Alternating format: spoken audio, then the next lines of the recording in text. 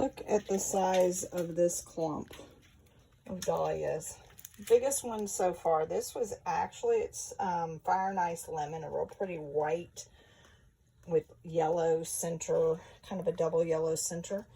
And I actually got this from a clump from Home Depot last winter, and not knowing how to divide dahlia tubers, because I was all excited thinking, oh, I got this big old clump. I didn't divide it properly, because you have to have the body, a neck, and eye. See, like this one isn't viable because there's no, even though the neck's skinny, there's no eyes attached to it. Like this. This has a clump of eyes. See all those bumps? There's the neck, and here's the body, which provides the food.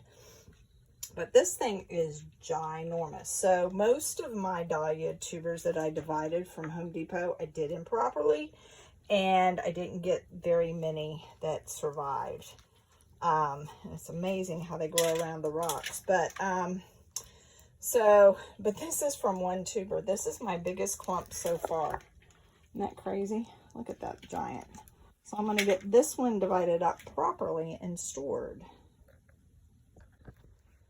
So this clump, the Fire and Ice Lemon, is so tight. Look at that. Look at those little bitty guys, which really aren't viable. And I got a lot of these with, right here with skinny necks that break.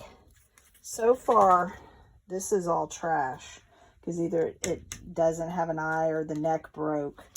And out of that clump, I've so far got that. But man, this is tough. This is like a big twisty clump. So I have to get in here, and then I'll take it back out and clean it again and try to find some eyes. But I don't know if I like them that big, because they're just a lot of work. But I'm getting a lot of tubers, so I guess the payoff is good.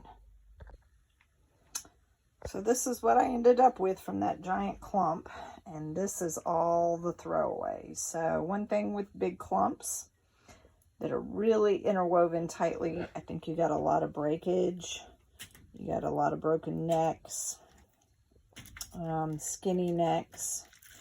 So, but this looks like a good little crop of this one. So I don't know where I'm going to plant all these next year. Goodness, I'll figure it out.